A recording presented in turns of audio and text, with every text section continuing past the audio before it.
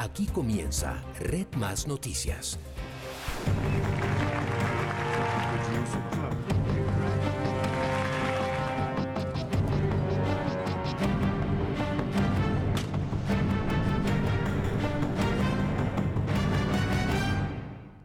Buenas noches, bienvenidos a esta emisión. La jornada en la que Estados Unidos decide mover su embajada en Israel de Tel Aviv a Jerusalén estuvo marcada por el inminente choque de posturas tras esta decisión. Mientras se develaba la sede de la dimisión diplomática estadounidense, la Franja de Gaza era escenario de crudos y violentos enfrentamientos por el descontento palestino. Este es un informe de nuestra corresponsal en Israel, Reina Fresco. Jerusalén se vistió de fiesta, con las banderas de Estados Unidos ondeando en las calles del centro y las colindantes a la nueva sede diplomática. Mientras en Gaza se desataba la ira de los palestinos que acudieron al llamado de Hamás de atravesar la frontera para conmemorar la Nakba, o catástrofe, que significó para ellos la creación del Estado de Israel. Los eventos en Gaza sí son muy graves, pero desafortunadamente son el liderazgo de Hamás, que está utilizando la gente de la Gaza como escudos humanos y como útiles en la lucha de ellos contra el Estado de Israel. A pesar de la tensión, la ceremonia inaugural de la Embajada estadounidense en Jerusalén se desarrolló sin incidentes. Hoy la embajada de la nación más poderosa en el mundo, nuestro más grande aliado, los Estados Unidos de América, hoy su embajada abre aquí.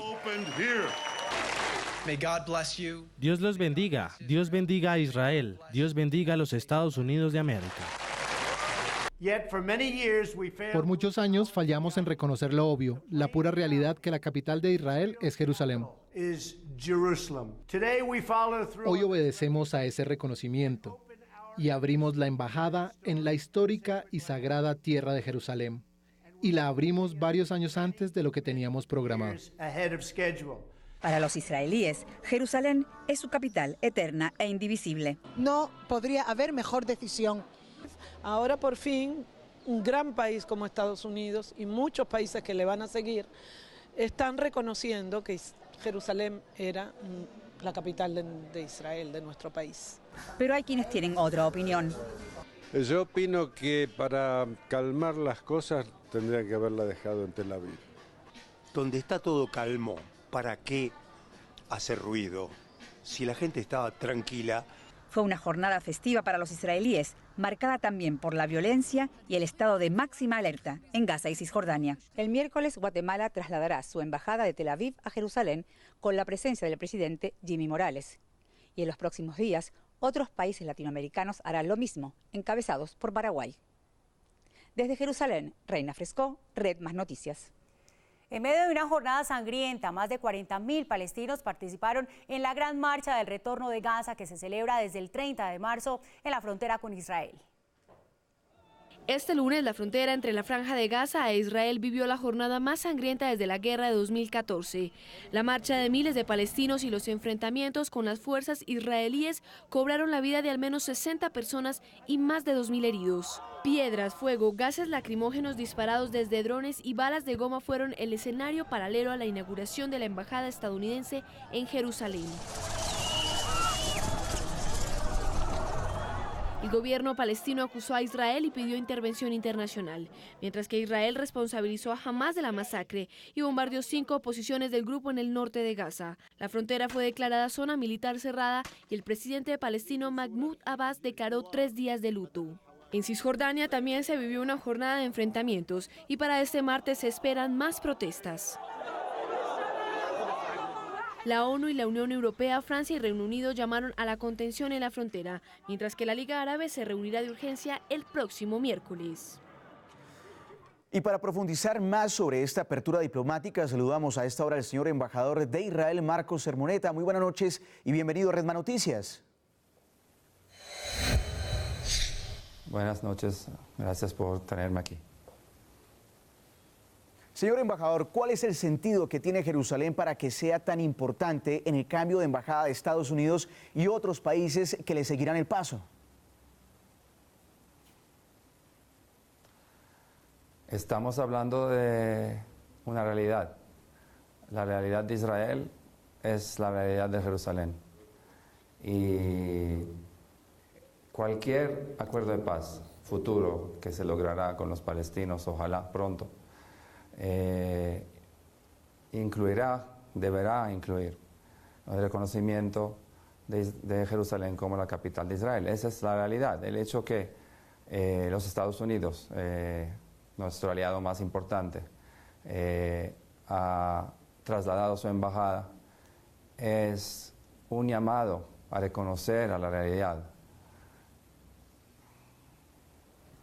Señor embajador, buenas noches. ¿Esta decisión del presidente de Estados Unidos acerca a la paz, como lo dijo el primer ministro israelí, o es un error y la bofetada del siglo, como lo han calificado mandatarios de países árabes?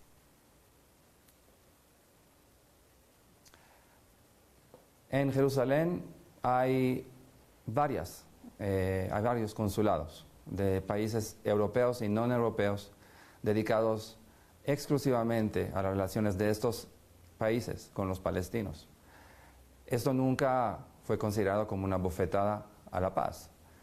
El reconocimiento de que Israel tiene una capital y esta capital se llama Jerusalén solo puede añadir un elemento de realismo, no mágico, sino realismo, a lo que tenemos en nuestra región. Y seguir negando la realidad de Israel, seguir negando la realidad que Jerusalén es la capital de Israel, eso es lo que va a alejar la paz. No un reconocimiento de algo que ya es verdad 3000 años. Embajador, con la actual tensión en Gaza junto al traslado de la embajada, ¿se podría desestabilizar aún mucho más esa zona que de por sí ya tiene una tensión con todo lo que sucede tanto en Siria, permeada por Irán y Hezbollah?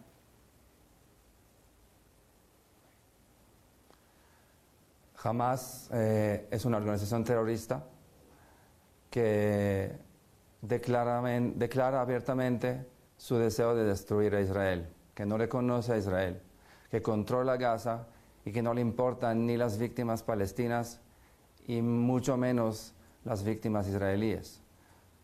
Cerrar las escuelas, forzar a ciudadanos gazatíes de ir a la frontera, a la valla con Israel, para servir como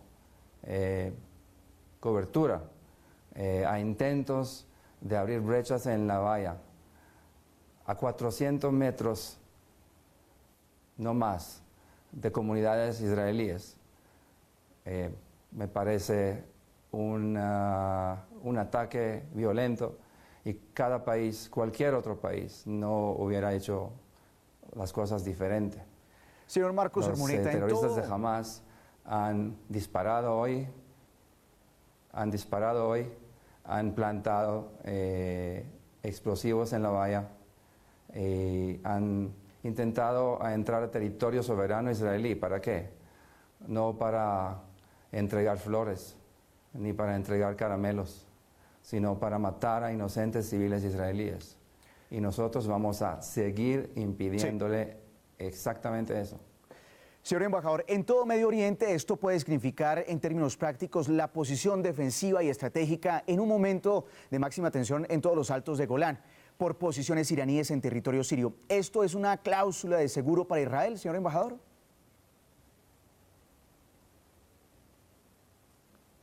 No entendí la frase cláusula de seguro. Sí, es una cláusula, por decirlo de alguna manera, para Estados Unidos que le da respaldo a Israel de tener una fuerza, digamos, militar en todo Oriente Medio, representando los peligros que tiene en este mismo instante Israel.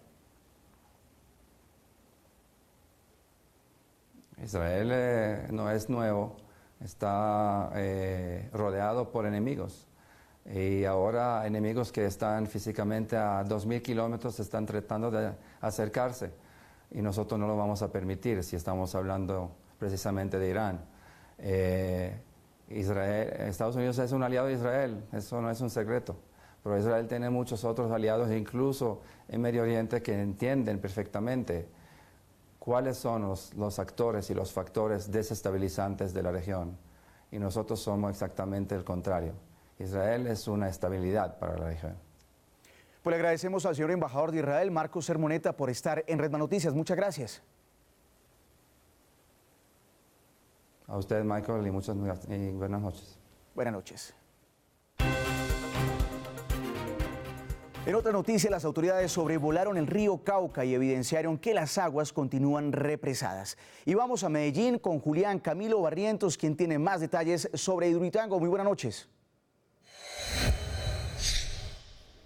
Hola, buenas noches. Los saludo desde la gobernación de Antioquia, donde hoy el gobernador Luis Pérez anunció la calamidad pública por 30 días, mientras investiga y se analiza a fondo la situación registrada en Hidroituango. Esperamos que en 4 días, más o menos, la presa alcance su valor, su altura, que da tranquilidad, para que ya el agua empiece a salir por el vertedero. Todas las autoridades ambientales deberán de presentar un plan de contingencia. El ministro del Medio Ambiente se refirió frente a esta decisión.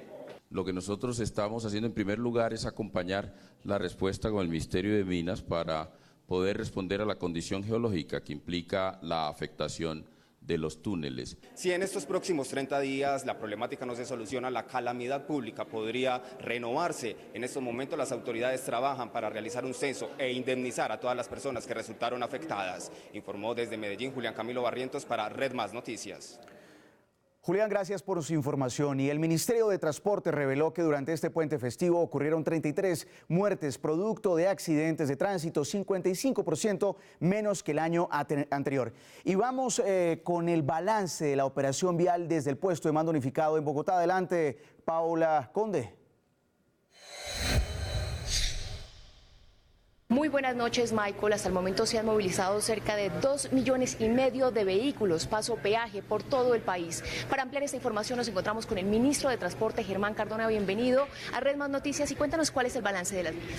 Paola, bueno, a pesar de esta temporada invernal tan impresionante que estamos viviendo ahora, pues el comportamiento fue bueno, digamos que bueno, porque tuvimos cierres en varias vías en el país. Desafortunadamente tenemos todavía algunos problemas, sobre todo en la vía Bucaramanga-Pamplona, la vía Bogotá-Villavicencio afortunadamente ya se abrió, la vía La Feliza-Manizales también, y las otras vías que tenían dificultades afortunadamente ya están todas funcionando bien. Ministro, el balance de accidentes de tránsito, ¿qué podemos decir de este puente festivo? Bueno, tuvimos aproximadamente 155 lesionados, rebajamos mucho el número de lesionados, desafortunadamente poco más de 40 muertos, muchísimos menos que el año pasado, casi la mitad de los del año pasado, pero ojalá sigamos trabajando fuertemente para evitar las muertes de ciudadanos en este país. Y muy triste sí que muchas personas fueron retenidas conduciendo en estado de embriaguez. Gracias, ministro. Desde el Centro de Mando Unificado me despido, Paola Conde para Red Más Noticias. En el cierre de su gira por Europa, el presidente Juan Manuel Santos habló sobre el cese al fuego del ELN durante las elecciones, el proceso con las FARC y el incremento de los cultivos de coca en el país. En un comunicado, el ELN anunció el cese al fuego unilateral durante las elecciones presidenciales, que irá desde la hora 0 del viernes 25 de mayo hasta las 24 horas del martes 29 del mismo mes. El presidente Santos se pronunció al respecto. Me alegra mucho y espero que durante ese tiempo también sigamos avanzando para tener acuerdos lo más pronto posible. En España, Santos también manifestó que ninguno de los próximos 3 gobiernos podrá hacerle alguna reforma a los acuerdos de paz con las FARC. Los acuerdos son irreversibles, no importa quién llegue al poder, tendrá que continuarlos, pero no solamente desde el punto de vista legal, también desde el punto de vista práctico.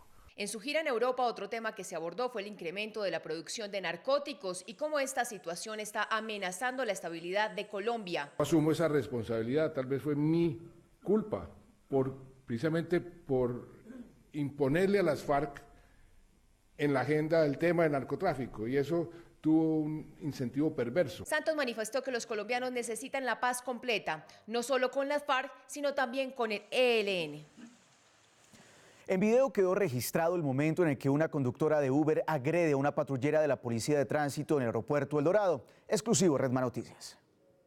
Por cuarta vez en menos de una semana, la policía vuelve a ser objeto de agresiones por parte de conductores que incurren en conductas ilegales. ¿Cómo le tiene el brazo? No rompa el vidrio. ¿Qué le pasa, vieja? Baja el vidrio. Una patrullera estuvo a punto de ser embestida por un vehículo al servicio de Uber cuando su conductora intentó evadir el requerimiento de un puesto de control en una de las entradas del aeropuerto El Dorado de Bogotá. En lo que parece una acción desesperada de la mujer por huir de las autoridades, procede a dar reversa al vehículo para cambiar de carril y evadir los controles. Anda varios metros en contravía, después coge otra calzada en alta velocidad hasta que la logramos detener y la accionar de ella fue subir la ventana de su vehículo y aprisionar el brazo de esta patrullera para impedir que ella le quitara las llaves. La Policía de Tránsito de Bogotá lamentó los hechos e instó a los conductores a no tomar represalias en contra de los uniformados, quienes tienen como única función hacer cumplir la ley. Y un nuevo caso de "usted no sabe quién soy yo" ocurrió este fin de semana en Bogotá. Un policía fue insultado y amenazado por un hombre al que amonestó por orinar en la calle. Se lo digo así. El otro comparando por el respeto. Sí, me voy a arrepentir. ¿Usted sabe quién soy yo, huevón? Porque usted no sabe qué es lo que le está pasando, gran marica. No, cuál respete. Es que sos un hijo de p***. Mira, su oficial. Sos un suboficial, hijo de p***. Mira, ni siquiera te ves un año de antigüedad, malparido, por eso te des esa verde. Tan malparido. Te va a doler, te va a doler. Están haciendo su trabajo. Que lo hagan. Valeria Lotero, la joven que denunció el presunto caso de discriminación de don José en un restaurante de Medellín, fue atacada física y verbalmente. La mujer fue abordada por un hombre armado cuando salía de un restaurante en el municipio de Río Negro. El atacante la insultó, la golpeó en la cabeza con una pistola y le dejó una nota en la que la acusa de zapa. El alcalde del municipio, Andrés Rendón, confirmó el hecho y exhortó a los paisas a respetar la diferencia de criterios.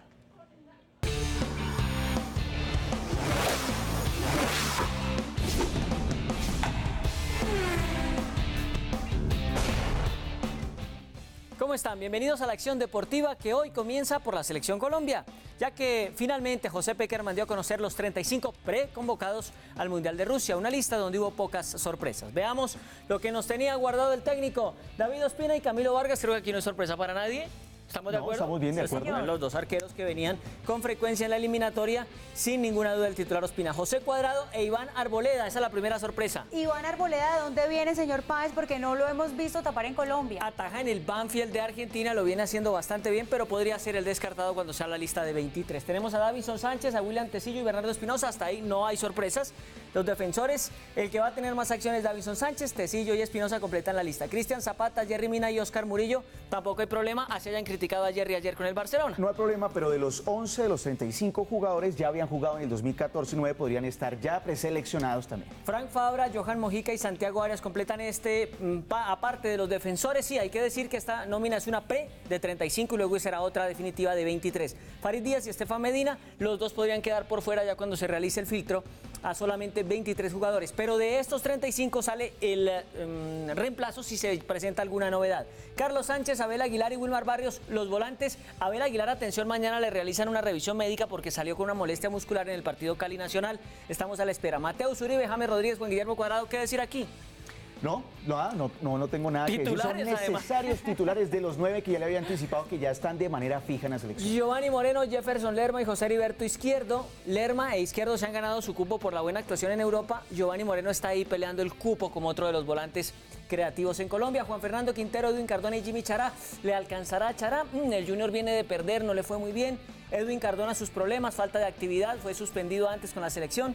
Gustavo Cuéllar y Sebastián Pérez, ahí las otras dos sorpresas de la preconvocatoria. Sí, pero para mí no me gusta Sebastián Pérez. Sebastián Pérez no pudo jugar casi un año por lesión de rodilla, se ha recuperado, Cuéllar está con el Flamengo. Radamel Falcao García, Duván Zapata, Luis Fernando Muriel, incluso estos tres, yo creo que van fijos. No, pero Falcao también porque este es su mundial, no puede faltar. Ah, muy bien, y Carlos Vaca, Miguel Borja y Teófilo Gutiérrez cerrarían esa preconvocatoria. Vaca es el que yo veo con más acciones, aunque hay quienes dicen que va Borja en lugar de él. Pero Carlos Vaca y Gutiérrez fijos también a selección. Bueno. Empezamos nuestro recorrido internacional con el Grupo de Lima que se reunió en la Ciudad de México, instó por última vez al gobierno de Venezuela para que suspenda las elecciones programadas el próximo 20 de mayo. Los 14 países del grupo expresaron en un comunicado que los comicios venezolanos no cuentan con garantías para un proceso transparente y democrático. También calificaron al gobierno venezolano como un régimen autoritario con institucionalidad ilegítima. Hoy el Parlamento de Cataluña instó como presidente regional al candidato Quim Torra. Tras obtener la mayoría simple en la segunda vuelta de votaciones con 66 votos a favor, Torra aseguró que su objetivo es restaurar a Puigdemont como el presidente legítimo de Cataluña. En los próximos días deberá formar un gobierno, requisito para que se levante la intervención de Madrid en esta comunidad de 7,5 millones de habitantes. Y avanzan los últimos preparativos para la boda del príncipe Harry de Inglaterra y la actriz estadounidense Meghan Markle. El enlace real tendrá lugar el próximo 19 de mayo a las afueras de la ciudad de Londres, en el castillo de Windsor. Henry, de 33 años, es el sexto en la línea de sucesión al trono británico, tras ser desplazado recientemente por el nacimiento de su sobrino Luis Arturo Carlos. Esta sin duda será la boda del año, o por lo menos la boda del mes. Y así termina Red Más Noticias fin de semana. Ustedes sigan conectados a nuestras redes sociales y estén siempre informados en www.redmas.com.co.